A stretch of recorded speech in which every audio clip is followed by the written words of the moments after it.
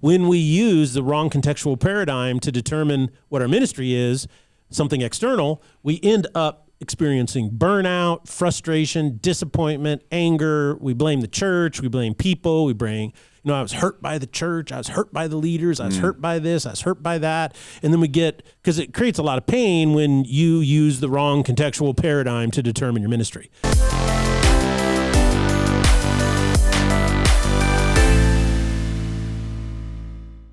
Ladies and gentlemen, welcome to the Salty Pastor Podcast, a podcast dedicated to helping you learn and grow in your faith and challenge you to really have deep conversations about what you believe and why you believe it. We provide an environment, we provide things for you to think about, but ultimately it is your journey that you have to walk, and you have to take the courage to actually start thinking. So we are so excited to have you here with us. My name is Jesse Mayer. I'll be your host, and we can't do the Salty Pastor Podcast without the Salty Pastor himself, Dr. Douglas Peak. Yeah, I like the way you said that, have courage to think. And I'm like, it does. It takes a lot of courage to think for yourself. It really does. I mean, to say to yourself that, well, I'm going to learn how to discern truth from fiction or truth from lie. And since we live in a world of deconstructionism and postmodernism, there are no meta-narratives, blah, blah, blah, blah, blah. People are like, well, man, it's such an effort, but it's so worth it. Well, I think that whole process, it's just like a good workout. When you put the work in and you go, you may end up agreeing with what you were told, and that's fine too. It doesn't mean just because you're thinking you have to disagree with every single thing you heard. Correct. But if you take the time to go, okay, I understand that point. I cannot think of another reason why that would be wrong. So, yes, I agree with you, rather than just saying, oh, well, the guy said it, so it must be true. Yeah. Well, and that's what's interesting about deconstructionism, because it's skeptical of any and all truth claims. So basically, anytime anybody says anything, they disagree with it. Right. Rather than just being like, critically thought about. Okay, well, think about it critically. And these come down to the really core issues of life, and that is, how do you know what's true or not? And that there's a deeper question associated with that is, well, how do you know you are you? How do you know you're alive? And what does it mean to be a human being? And why do we treat people certain ways? And what's the point of morality? I mean, these are really big questions.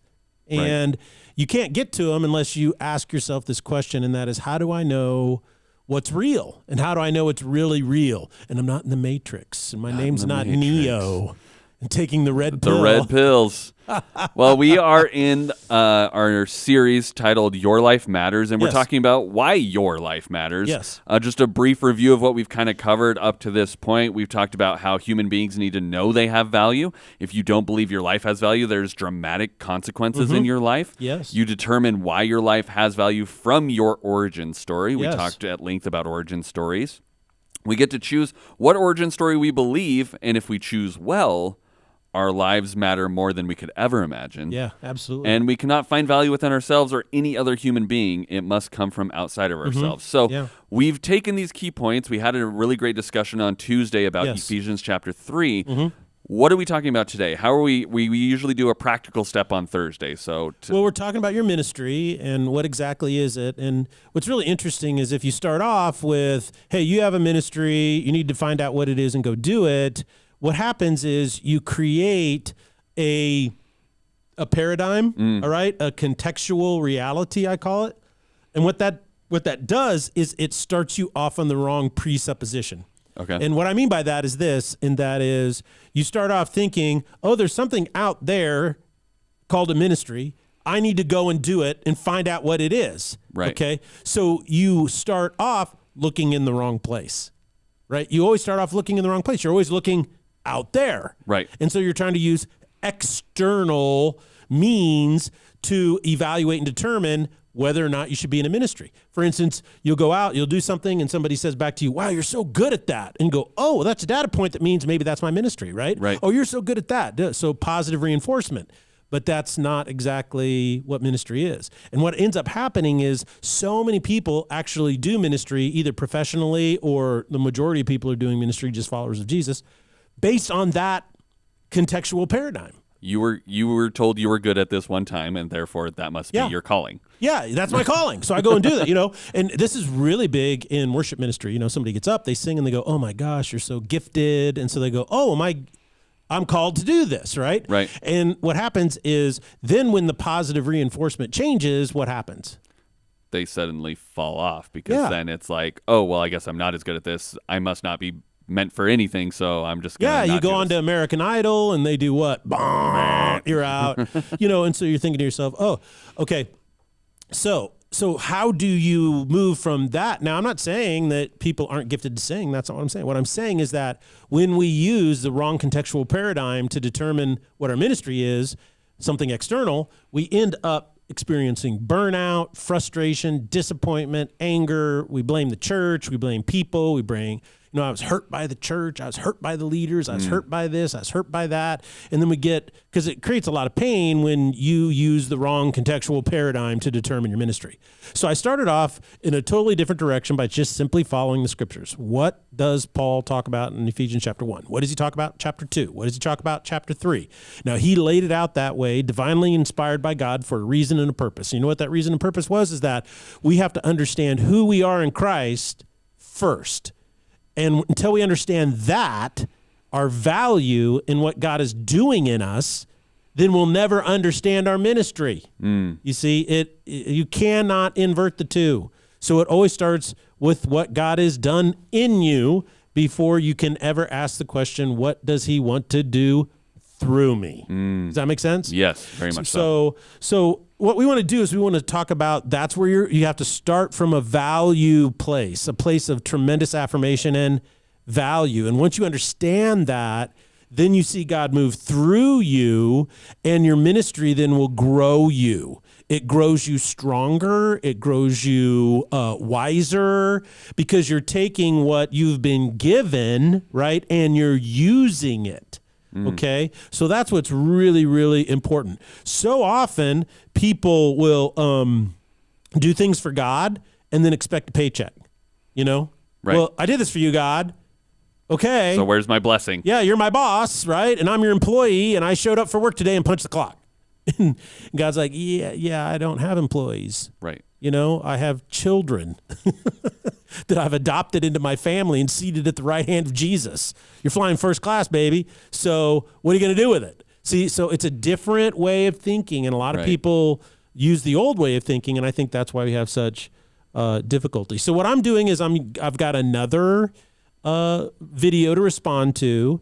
And this guy starts right off talking about deconstructionism. Every video that we've watched has been they either say I'm a deconstructionist or they're 100% exemplifying deconstruction thinking and thought. Right. And so I want people to see it in a real way and what it actually does to you as a person. It's not just some abstract word that we came up with, that is like, ooh, that's bad. I don't know what it is, but I don't want to do it. The more you're exposed to it and it's identified, Yeah. the easier it is for you to recognize it around you. I mean, there was this whole trend a while back where there would be these videos of spot the kid that's drowning. Yeah. And this isn't like a weird thing. It's like lifeguard training where they would have like this ocean of filled with kids. Yeah. And you're trying to use this video to identify, okay, which one of them is exhibiting trouble. drowning Yeah. symptoms, Yeah. right? And this is basically the same thing we're doing here. It's like, we're going to show you these videos or have you listen to these videos so that you understand what this sounds like in your daily life, Yeah. right? What you're being exposed to in daily life. So then when you hear it or see it, you're like, oh, I know exactly what they're doing. Yeah. Versus just sometimes we get a little high and abstract because you have to understand what the concept is, but ultimately understanding the concept and then seeing the concept are two very different skill sets, right? Right. Yeah, exactly. And I think that's what we're trying to do here is show people in a real life way. And this guy here, his name is David Hayward, and he says basically that he was a pastor for 30 some years. And then I don't know if he left the ministry or he just moved over to this other area where he's a deconstructionist, in Christianity to help people on their journey. He's an artist. He creates art. I'm not sure what that is, but he posts a lot of these types of things on TikTok, which is now the number one, social media platform in the world. Right. People use it and watch it more than anything else, particularly young people. And that's why I want, it's important if you're a parent or a grandparent or whatever to know this is what kids are being exposed to all the time. Now, he starts off saying, I'm a deconstructionist.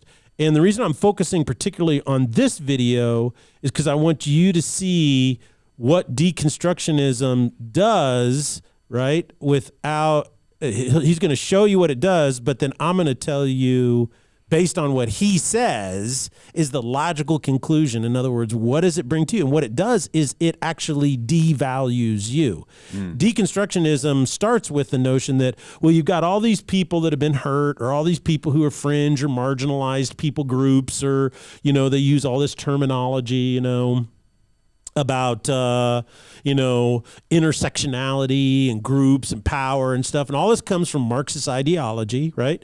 And what deconstructionists do is they take these intersections where people bump into each other, and then they maximize them as criticisms. Okay. And so that's what he's doing. So let's start video number 1, and let's get going and see what he says, and I'll tell you when to stop. Hey, my friends, you know what I think is the full extent of deconstruction is when you realize after all the years of research, all the hours of prayer and worship and church attendance and meditation, that it just seems worthless. Okay, stop there. So the first thing he does is he says the ultimate goal of deconstructionism, right, is, and then he says, after all of my effort, you discover it's worthless. Okay? Now, how many times have you done something, right, that you felt like you were wasting your time or effort? Many times. Many times. So we talk about your dating life? Yes, mostly. That's a waste of money, time, effort at everything. This point. So, sorry, maybe that was a cruel joke. No. I apologize. But it's true. Everybody, you do stuff that you're frustrated with all the time, right? It can feel that way, for sure. Yeah, whatever you're doing. And sometimes you do stuff and you can do it your whole life, and you're thinking, why in the world did I do all this, you know? And so what I think is really fascinating about that is that that's a feeling that's common to all human beings, okay? So deconstructionism, in this case, he says, takes that feeling we've all experienced, right? And then what does he say? Is he says, deconstructionism will prove to you that everything you've done is worthless. So on the surface, it's like, I'm going to relate to you on an emotional level, right? They're like, oh, we feel the exact same way. Exactly. Those emotions you're feeling, there's a reason why. Because it's all worthless, and deconstructionism will prove this to you. Right. So now what they're doing is they're basically putting the poison in a spoonful of sugar. And people are like, yeah. And you take anybody, and this happens more often in an affluent society, you take people that struggle to understand their value. They understand, they struggle, how do I fit in? Or who am I really? These are all value-based questions. And so deconstructionism says basically our end goal is to devalue everything, right, that maybe you thought could bring value to your life. Let's continue on. Just ashes. And you realize that religion, even though it does some good in the world, has produced some of the cruelest, meanest, nastiest, hateful people on the planet. Okay, stop there. Okay, so the what he does is he says, so this is called conflation now, all right? So when he says, we see that religion has done some good, and this is a common thing that deconstructionists do, is they say, well, it's done some good, and so, something pops into your head that you thought was good. He says, but then it produces the most hateful people that you could ever imagine. And say, okay, well, what religion are you talking about? First of all, because there's major religions with major structural differences and major differences in outcomes of the kind of people they produce. Right? Number 2 is that in any community, whether it be an academic community, a political community, a neighborhood community, a nonprofit community, a school community, the community produces people that are nasty and mean and people that are good. Right? That's an irrelevancy. Yeah. It's like you can throw a rock at any community group and find the same thing. He's saying this only exists in religion, but it's like, no, this exists in humanity because because humanity sucks. Yeah, see, and that's what he's trying to do. Is he's trying to say it's religion that produces this stuff, right? Right. Which that's a fallacy. What he's doing is he's using a logical fallacy. He's appealing to your emotion, right? So anybody who's ever been hurt by anything that they think was religious in nature, they're going to say what? Well, that's true. It produces that. Well, does it? See, you need to think critically, because in the end, you have to decide for yourself. And so what he's doing is something that is called a logical fallacy, and he's trying to conflate, because the bottom line, here's the real question, isn't whether human beings who are involved in any community or organization or all by themselves can be bad or good, right? The question is does that community have as its expressed purpose to produce those kinds of people, right? And so what's really fascinating is, let's get really specific here. This is very, very salty. And so I think I can speak with this with some level of education about it. And that is, I understand the claim of Christianity and what Jesus is calling us to be, right? Mm-hmm. So when somebody does something evil, right, and says, well, I did it in the name of Jesus, it's easy to say, no, you didn't. Jesus said, don't ever do that, and you did the opposite. So what we would say is people who in the name of Christ do evil things are doing it in spite of or opposite of what Jesus taught, okay?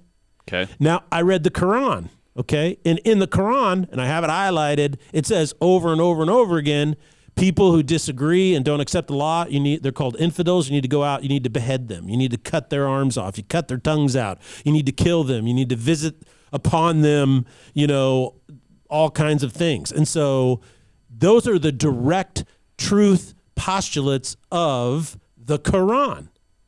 So when people do that, are they fulfilling the postulates or claims of the Quran?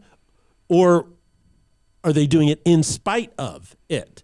Mm-hmm. And so this is really, really important stuff. It's really important stuff, because in Christianity, when people do evil things or bad things, they're doing it in contradiction to the claims of Scripture, right? Right.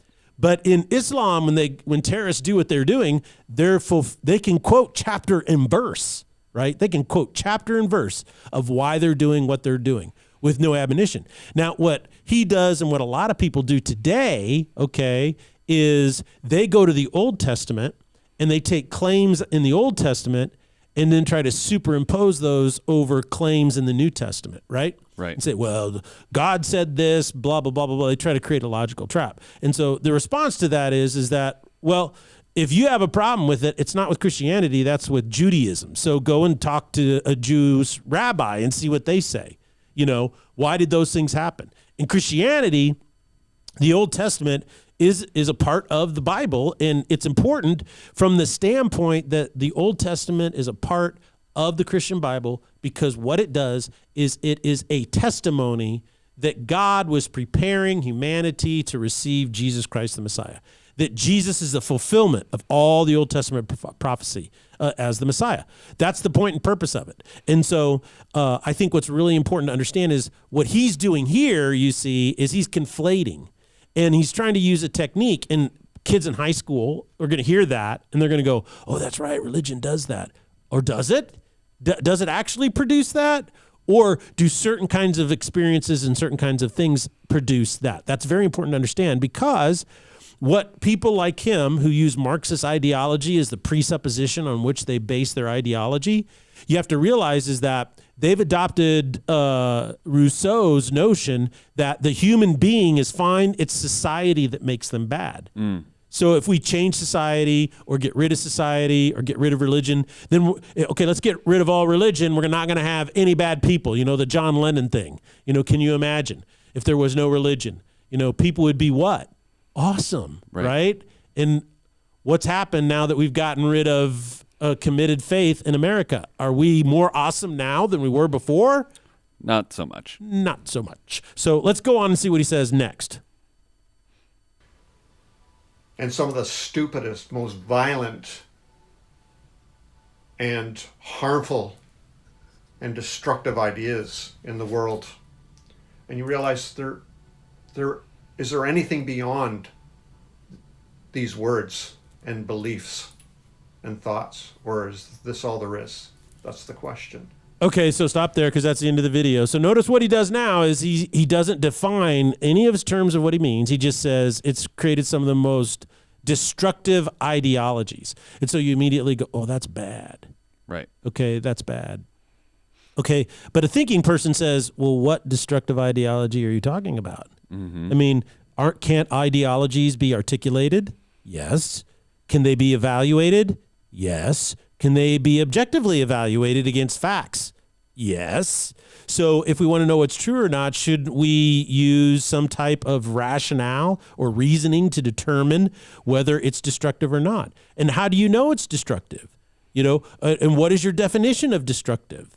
So He's leaving things intentionally vague and super wide vague. so that you can infer so that you can whatever you want. So you just insert whatever your inherent issues are exactly on top of it, right? It's the same reason a lot of I'll use this as an example. You use cartoons. They almost always will make the protagonist in a cartoon somewhat muted so that you can superimpose yourself into that situation. So you are then identifying with the protagonist. If they have their own super unique identity, you're like, well, I don't know. That's not me. So it's like it's a way of going, oh, if I leave it vague enough and I don't put enough information on it, then you can take your idea and say, oh, he's obviously talking about so-and-so or whatever thing, right? Yeah, and I think that's, and he says he is an artist, and that's what artists do, is they try to leave it as vague as possible, and that this is a case for so many people because some of the most popular songs in the world, people have no idea what they're actually about. Right, but they have a feeling about what they spoke to my soul, they really understand me, and it's like, well, it's the most vague lyrics in the world, but that's because you can put yourself You can put yourself into it. Sometimes, like a lot of people think that Bruce Springsteen's Born in the USA is a patriotic song. It's not. It does get played a lot at patriotic events. But it is not patriotic at all. And here's another one, in being in the ministry for a long time, when Green Day was popular, they have this song, I Hope You Have the Time of Your Life. It's a super catchy tune and stuff like that. And so people go, oh, we think we'd like to play that song at our wedding. And I said, why? I said, go home and read the lyrics. And they come back and they go, yeah, we don't want to play that song at our wedding. Because it's not I hope you're doing well and it's going to be great. It's basically a giant middle finger to somebody. Right. And you read the lyrics and you go, oh, that's not what I thought this song was about. Right. So I think this is really important to understand is that what I want people to do is think. We want our emotions to be moved. We want our emotions because that's the spice of life is emotions, right? Right. And it makes the days awesome. But we are not to be driven by our emotions because people will use our emotions against us all the time. So it's really important to understand. So what he's doing here, you see, is he's trying to devalue faith. He's sowing seeds of deconstructionism by saying, oh, it's horrible ideology and it produces evil and nasty people and blah, blah, blah, blah, blah. Well, in the biblical origin story, it is, yes, human beings can be very evil and nasty, and they can believe things ideologically that are very destructive. However, is that a result of a belief system or a religion, or is it in spite of? That's what wise and smart people do, is they ask those questions of themselves and of what they believe. And that is where you really become a person of clarity and strength, and you're not manipulated. You're not gullible. You're not a sheep. But what you are is you become a sheepdog. Right. And that's the key. So now the next thing I wanted to do is, this is kind of a little bit of self-indulgence on my part. I want you guys to see this. This gal, she does a lot of things. She's a real young gal. She's, the camera loves her face and her looks, so she comes across real attractive on the camera. The way she talks, is really charming and stuff. But the stuff that comes out of her mouth is brain dead stupid. So let's play this. I just want you to hear the whole thing, and then I'm going to talk about it. I would rather live in a system where everyone is equally poor, but has all of their basic needs, including housing, food, water, healthcare, met, than a system where I could be rich while millions of people suffer suffer in poverty, suffer with food insecurity, die due to lack of access to healthcare, die due to lack of access to secure housing. Okay, there you go. So this is her communist appeal. She actually calls herself a communist. I'm Commie Mommy. That's her moniker. Is that what they call that? Tag or her whatever. Tag. Okay, her tag is Commie Mommy. And so this is what she says is, I would rather live in a system, right, where everyone is equally poor, but all these things exist, okay, than live in a system where there's disparities. Okay. But here's three things that I want to say on this. Number one is you can. Okay, it's called Venezuela. It's called Cuba. It's called Russia. It's all of these things. But guess what? If you go to the communist country you want to live in, you won't move there because guess what? All the things you described that you want don't exist there. Right. Right? You know, all this stuff about healthcare and for everybody, people say, oh, Cuba has the greatest healthcare system. No, it doesn't. It doesn't at all.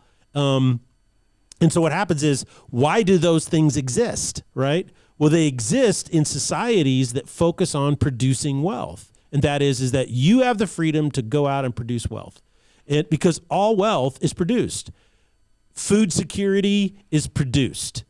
Okay, it doesn't happen by magic. It's produced, right? And you know who it's produced by? It's produced by predominantly ranchers, farmers, and rednecks who love to be outdoors and work 16 to 18 hours a day. That's what they like to do. You know, they like to be out there working all day long. And when you go out into the agricultural system and realize how much food that we produced, it's unbelievable. When was the last time there was a famine in the United States of America? Probably the Great Depression, right? Yeah. And was there even a famine then? I mean, there were soup kitchens and soup lines and bread lines. But the point is that, so there are people who produce that. You say, I want healthcare for everybody. Well, right now, I'm not trying to say we have the best healthcare delivery system or anything out there, but we lead the world in the development of healthcare for everybody. I think the vaccine is a perfect example, and that is that nations that didn't use the vaccine used in America, their vaccines didn't work. But the vaccines that were developed in America by American companies and then rolled out have provided some of the greatest, protection against COVID. So you go, because I've said this before, I feel like the development of the vaccine, now that doesn't mean there's not issues with it or problems, and people who criticize it have every right to do so and should, because that's what science is, right? Science is not a consensus. I don't know where this idiotic notion came from, but it's not. Science is not a consensus. Science is not a democracy. Science is cold, hard fact. Provable, unequivocally provable fact. And if one person has the fact and a million other people don't, science says the fact is always true. Okay. And so that's what's really interesting about science. And so, but my point being is that you want to live in a society, Commie Mommy wants to live in a society where I want all this stuff, but I don't want anything that actually produces all the stuff that I want. And that's why it's brain dead stupid. Okay. And so it's really important that we understand that only thinking people will come to the right conclusions. But putting yourself on a TikTok and saying stuff and then having, millions of people like it and all that kind of stuff doesn't make you smart or wise. Just because you have a platform doesn't necessarily mean you should listen to the person with the platform. Yeah, and you start to buy into this, and here's why I bring this up, is people are like, oh, you're just picking on communists and stuff. Yes, that's true. I am doing that because it's like shooting fish in a barrel. But the other thing that I'm doing is I'm showing this is that when people listen to these highly divergent ideologies and highly divergent things and they don't think about them, guess what happens to your value as a human being? It goes down, because that's what deconstructionism always does, is it devalues you as a person. And what happens is then you start wallowing in this, I don't know that my life matters. I just don't know. So one of the things is to avoid these things, don't be swayed by them, and spend all your time thinking about what God has already done in me, how he has saved me, how he has redeemed me, how has he healed me. I needed to be healed from some things. I needed to be set free from some things. And then it's out of that truth that my ministry flows. Great.